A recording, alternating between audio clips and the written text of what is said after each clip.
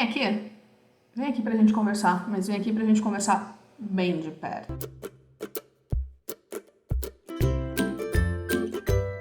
Oi, gente, tudo bom? Vamos falar de Rose Matter, que foi mais uma releitura pro projeto do King. E foi uma leitura que a primeira vez que eu li, eu realmente não gostei desse livro. E nessa segunda foi, assim, extremamente envolvente, tanto que eu li esse livro praticamente em uma sentada. Lógico que tiveram algumas coisas que colaboraram com isso, por exemplo, o fato de eu ter ficado sem energia elétrica por grande parte do dia. Então eu consegui focar 100%, não tive nenhuma distração e eu consegui me focar e consegui concluir essa leitura. E eu acho que foi a melhor maneira de ler esse livro, sem ler nenhum outro junto, sem perder o foco em nenhum momento e só acompanhando a história da Rose. A gente aqui vai acompanhar uma mulher de 32 anos que é casada com o policial, o Norman Daniels. E ele é um cara das antigas, por assim dizer, e ele acredita que a mulher, ela nasceu para servi-lo, tá? Esse livro, ele não é muito antigo e a história também não se passa em um outro período histórico. Esse livro é de 1995, então é um livro relativamente recente. E a gente vai ter aqui o King relatando coisas que até hoje muitas mulheres vivem e se veem presas nesse tipo de situação. Mas lógico que por ser King, a gente não vai ficar na mesmice e nem no marasmo e nem vai ser uma história comum e simples. Sempre tem alguma outra coisa por trás de tudo que o King escreve.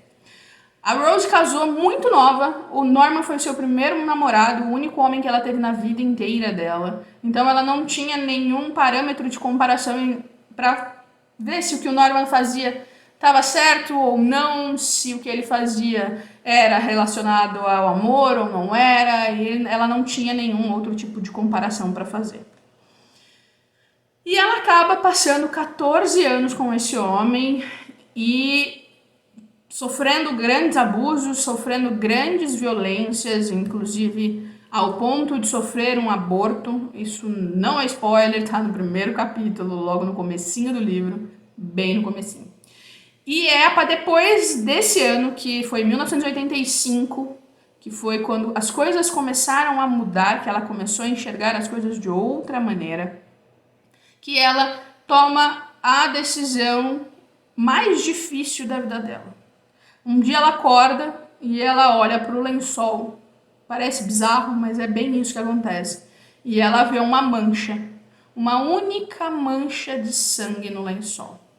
E aí ela já começa a pensar em tudo que ela vai ter que fazer para agradar o Norman, para que ele não bata nela, para que ele não faça absolutamente nada. E ela tá cansada, ela tá com dor, ela não quer mais, ela não se sente mais bem ali, ela precisa encontrar uma outra forma de viver, de ser livre, né? De poder fazer as coisas do jeito que ela quer. E ela então acaba reunindo uma coragem e uma força que ela nem sabia que ela tinha.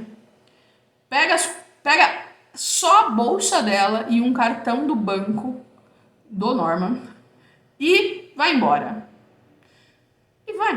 Pega e sai andando. E é muito legal acompanhar essa fuga dela, porque como o Norman é policial, muitas coisas ela ouve ele falando, né, de que passos eles seguem para encontrar uma pessoa, para investigar e tudo mais, e ela faz exatamente o contrário do que ele falava que todo mundo fazia, dando assim uma certa vantagem com relação a ele, porque ela sabe, ela tem certeza que ele vai ir atrás dela e ele vai de certa forma encontrar, e ela tem essa certeza guardada dentro dela e é um negócio que é inexplicável, né? Ela simplesmente sabe que em algum momento ele vai voltar, ele vai encontrar ela e ele vai dar um jeito de destruir tudo que ela construiu. E é assim, é doído ver, não as cenas de violência em si apenas, né? Isso incomoda e tudo, mas ver o quanto emocionalmente ela foi destruída. Então, ela vai pegar um ônibus, ela não tem a menor ideia de como fazer isso, ela não tem a menor ideia de como viver em sociedade, porque a vida dela era ficar dentro daquela casa, fazendo o que o Norman pedia, como o Norman pedia e quando o Norman pedia, né? Ela não tinha nem a opção de escolher o que comer ou o que cozinhar, não, era o que ele queria, como ele queria, quando ele queria. Ela não podia sair de casa a não ser que fosse com ele ou para ir ao mercado, e tinha data e hora específica para fazer isso. Então era tudo muito controlado, e ela desaprendeu a viver em sociedade, ela desaprendeu a se relacionar com outras pessoas, ela não confia em ninguém, óbvio, né? Então ela toma uma decisão muito difícil e ela compra uma passagem para o lugar mais longe que ela conseguia ir, de ônibus, né? Chegando lá, ela vai chegar de madrugada no terminal rodoviário e ela tá totalmente assustada, totalmente perdida, e ela tem as vozes, né, da consciência, e uma delas chama inclusive de a senhora prática e sensata, que fica o tempo inteiro falando para ela voltar, que ela fez errado, que se ele vai encontrar ela, ele vai matar ela, que ela não vai conseguir, e fica o tempo inteiro martelando isso, e ela vai tendo que lutar contra isso. Mas a gente sempre tem um bom samaritano nessas histórias, e ela vai encontrar um cara no guichê de informações da própria rodoviária, que vai orientar ela e vai guiar ela para um abrigo para mulheres que fugiram dos seus maridos, dos seus pais, de qualquer situação de abuso e violência. E ela vai para aquele lugar e ela é muito bem acolhida, ela arranja um emprego, né? E um belo dia, voltando do trabalho, ela entra numa loja de penhores para vender o seu anel de noivado. Porque ela já sabe que está acabando o tempo dela dentro do abrigo, e então ela vai precisar de um pouco mais de dinheiro, até para ter um pouco mais de segurança, né? Ela não está pensando em conforto, ela não está pensando em comprar nada, ela quer apenas um pouco mais de conforto, um pouco mais de segurança financeira, para que ela tenha certeza que ela vai conseguir se sustentar sozinha, né? Sem um marido, com seu próprio trabalho, com seu próprio esforço. E ela entra nessa loja de penhores e ela vai conhecer duas pessoas que vão mudar muito a vida dela. O Bill, que é filho do dono da loja de penhores, e o Rob, que é um senhor de cerca de 60 anos de idade, que está lá, como ele vai várias vezes na semana, procurando livros antigos, edições de bolso, de histórias que são raras já, né? E ela ela tem a confirmação de uma coisa que ela já sabia, que o anel dela era falso. Mas ela se encanta por um quadro. Sabe quando você tá num lugar e parece que aquele objeto te chama, que você precisa daquilo, e você não sabe como explicar o motivo de você querer aquilo? Independente de ser um livro, uma roupa, um quadro, um CD, o que for. Você quer aquilo. É como se aquilo tivesse que ser seu, né? E é basicamente isso que acontece com o quadro, né? E ela compra o quadro, na verdade ela troca o anel dela pelo quadro. Então ela leva esse quadro para casa. Logo quando ela compra esse quadro, ela já vai conseguir uma kitnetzinha, né, para ela morar. Então ela já tem um lugar para onde pendurar esse quadro.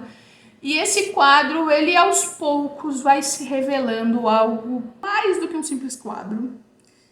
Aos poucos ela vai vendo, a imagem principal era uma mulher de costas, com um tipo de um hobby, olhando pro nada, né? Porque você não vê o rosto dela, com um dos ombros desnudo, um bracelete muito, muito pesado, aparentemente, bem grosso, acima do cotovelo direito.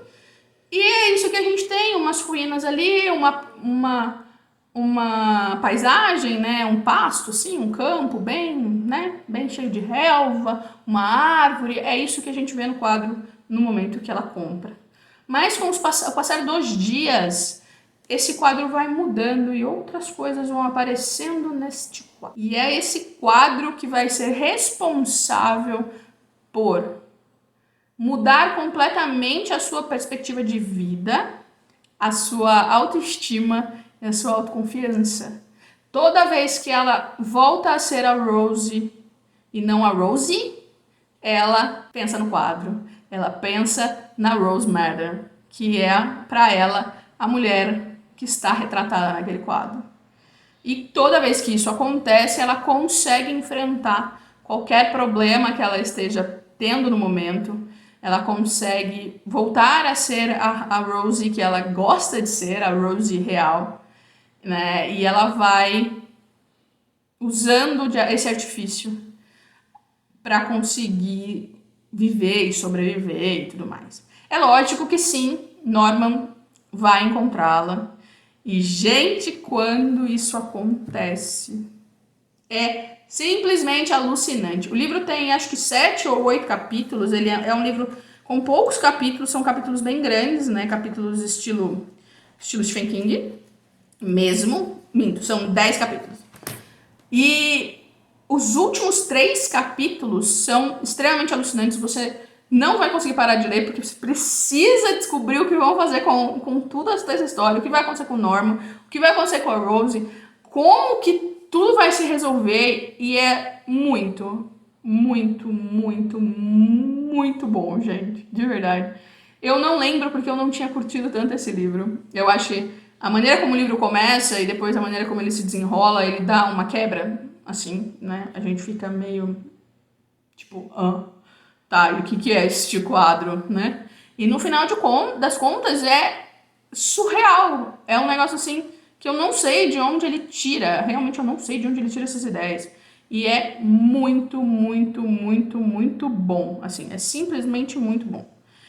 É um dos livros que eu não escuto muito falar por aí em lugar nenhum, né? Eu acho que é um livro que é levemente menosprezado por não ser um dos famosinhos do King, mas é muito divertido, é uma leitura que mostra real o empoderamento e a sororidade feminina, real, mesmo sendo escrita por um homem, que supostamente não é lugar de fala, mas ele consegue fazer o que muita autora não consegue fazer e o que a gente não vê normalmente na sociedade em geral. É simplesmente maravilhoso. Eu recomendo muito que todo mundo leia, mas deixa eu pensar, não tem spoiler de nenhum outro livro, então você pode simplesmente pegar esse livro e ler, ele não tem relação com nenhum outro, então é uma leitura segura para quem não gosta de spoiler ou para quem quer pegar todas as referências e tudo mais. Esse livro é uma leitura segura, não vai ter nenhum tipo de spoiler, não vai ter nada que remeta a nenhuma outra história, certo?